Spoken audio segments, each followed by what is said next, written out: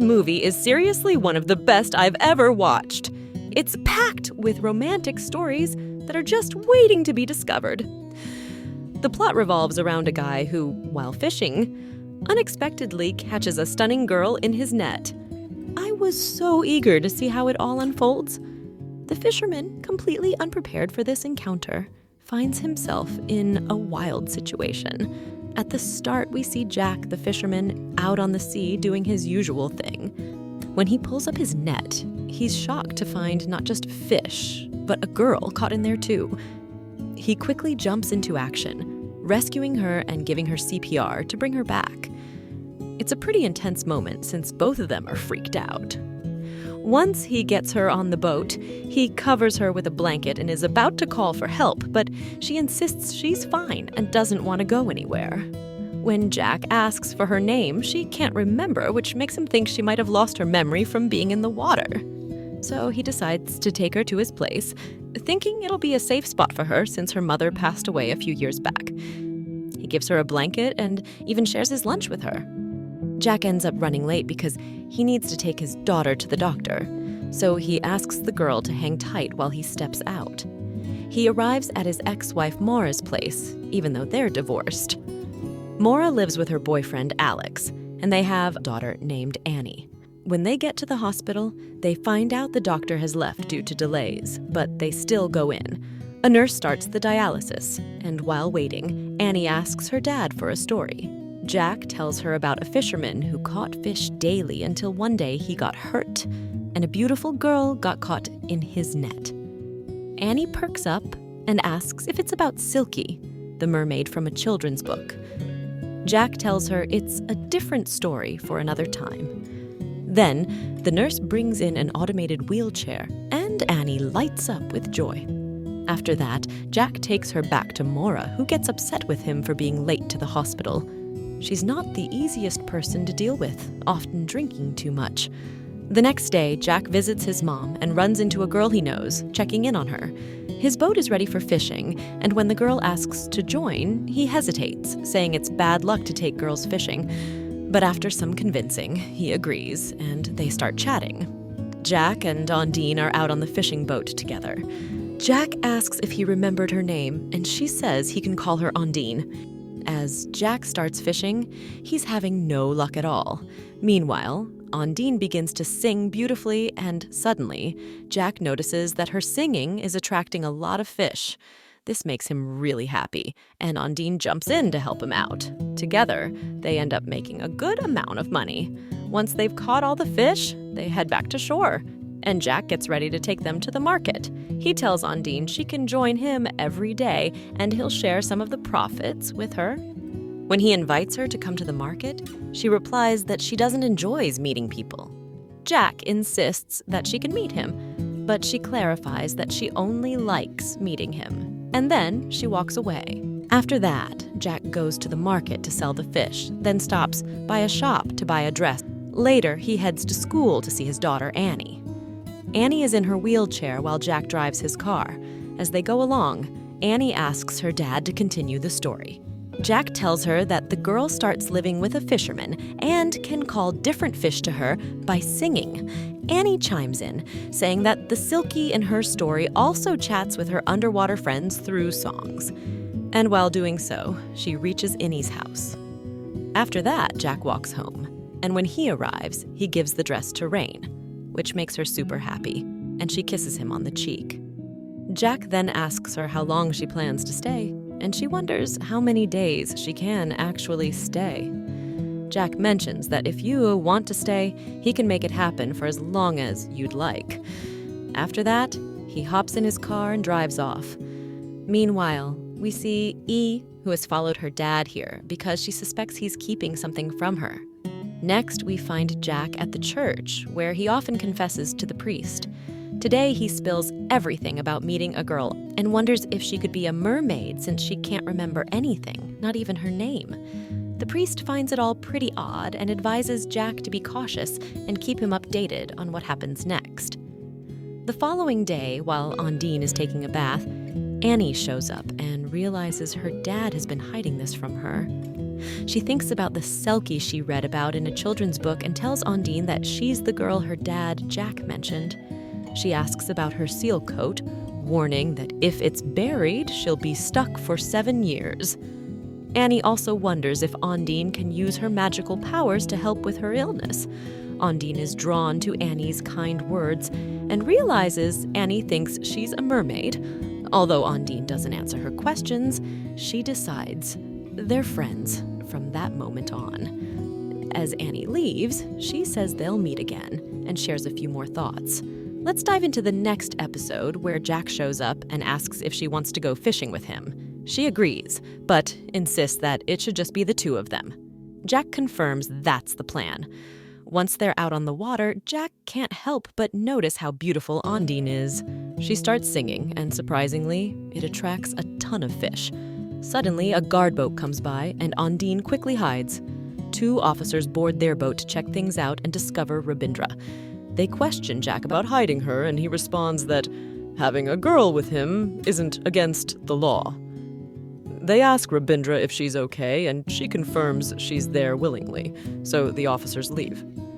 With them gone, it's clear that keeping Ondine hidden is pointless now.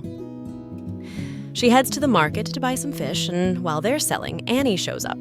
The 3 of them then go shopping for clothes. During this time, Annie can't stop talking about Selkie and where he lives, mistakenly thinking Ondine is referring to the noble's sale. Ondine tries on a dress that makes her look stunning. Meanwhile, an unfamiliar man appears, searching for someone, but we'll find out more about him later. In the next scene, Annie tells Ondine she wants to learn how to swim like her, so Ondine agrees to teach her. While they're in the water, Ondine spots a bag she's been looking for and pulls it out. Annie asks if it's her seal coat, and Ondine confirms it is, prompting Annie to urge her to take it quickly. You need to bury it in the ground, and only then can you stick around for a year. After that, the bag should be buried by the riverbank. Annie was treating all of this like a game, but then Ondine whispered that it was their little secret and she shouldn't tell anyone. Annie agreed to keep it quiet, too. Meanwhile, Jack goes to pick up Annie from Mora, only to learn that she's already left.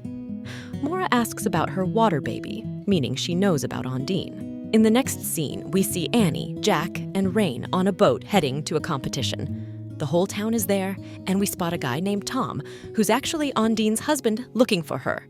The competition kicks off, and Annie reveals Ondine's truth. She jumps into the sea to bring Ondine out and figure out if she's really from Sel. After a struggle, Annie manages to save her, but she ends up in bad shape, so Jack takes her home. When Mora asks what happened, he says Annie fell in while trying to catch a duck. Then he brings Ondine home and shares his past. He talks about how he used to drink heavily and one day found his daughter unconscious while her mom was too drunk to help. He managed to get her to the hospital, and after that, he quit drinking. He ended up divorced from Mora, but he doesn't regret it because he's just a regular fisherman. Ondine feels really upset after hearing what he said, and then Jack moves closer and kisses her, bringing them even closer together. The next evening, while Jack is out, Ondine's husband shows up at her place looking for her. She spots him first and quickly hides so he won't find her. Later, when Jack returns home, he starts searching for Ondine. After a bit of looking, he discovers her sitting alone in a dark corner and asks why she's there. She explains that her husband is searching for her and that he's a terrible person. Jack is surprised to learn she has a husband and wonders if Ondine's memories are coming back, which might be why Lucian is acting up. He brushes it off and asks her what wish she would make if she could. Ondine replies that she wishes for Annie to get better, so they can all be together forever. Meanwhile, Mora and her boyfriend Alex are driving while drunk, and Ondine's husband is on the same road. Suddenly, their cars crash, resulting in a tragic accident that kills Mora's boyfriend instantly and injures Annie. When Jack and Ondine hear about it, they rush to the scene and take Annie to the hospital. Unfortunately, Annie's condition worsens and she urgently needs a kidney donor. The nun informs Jack that Alex's kidney is a match for Annie, and they proceed with the transplant. Meanwhile, Ondine's husband arrives to take her home, but she firmly refuses and walks away. In the next scene, we see Mora at her boyfriend's funeral. devastated and unable to walk. She turns to Jack and tells him that from now on, he should take care of Annie. "You've got to send Annie back to her original home first, or I won't hand over her boat." Jack is left in a tough spot, unsure of what to do next. After that, it's the last time Maura and Jack are together. They share some drinks, and in a tipsy haze, Jack heads to his boat and tells Ondine, "I'm taking you back to where you belong. You're a mermaid, so you need to leave me now." He pulls her away from the boat and heads to a small, deserted island. Ondine tries to explain that things aren't as they seem, but he drags her to the island and leaves her there. As he starts the boat to leave, Ondine runs after him, pleading for him not to go, but Jack won't budge. He knows he has to find his daughter, so he reluctantly leaves her behind. Once Jack gets home, Annie asks about Ondine. After she flips through the TV channels, Jack hears a song that Ondine used to sing. That's when it hits him. She's not a mermaid. She's human. So, he takes the boat back to the island to find her. After searching for a bit, he spots Ondine, apologizes, and offers her his jacket, asking her to come back with him. On their way home, Jack asks Ondine who she really is. She reveals her true name is Joanna and that she's from another country. She shares that her husband Tom wasn't a good guy, and she used to help him smuggle drugs. One day, the police cornered them at sea, and since Tom couldn't swim, he told her to jump overboard with the drug bag. She did, swimming for hours until she passed out, thinking she was done for. Luckily, she got caught in Jack's fishing net, and he saved her. When they finally get home, Ondine's estranged husband, Tom, shows up, demanding the return of a bag he claims belongs to him. He accuses them of hiding it and grows increasingly hostile, threatening the group. Jack intervenes to protect Ondine and her daughter. But things escalate further when an associate of Tom's arrives, brandishing a weapon. The tension rises as Tom pressures Ondine for the bag's location, threatening consequences for both their families. In a desperate moment, he even demands that she make an unthinkable choice to prove her loyalty. Ondine, refusing to endanger her daughter, reveals a supposed hiding spot for the bag. However, when Tom and his accomplice check, the bag isn't there. Annie had secretly relocated it. As the situation intensifies, Annie offers to negotiate, stating that Tom will only leave if he gets something he values. However, Ondine takes a stand, saying she's not giving in. She finally admits to tying the bag to a rope and hiding it beneath the sea. Tom and his accomplice head to retrieve it, but Ondine uses the opportunity to safeguard her family.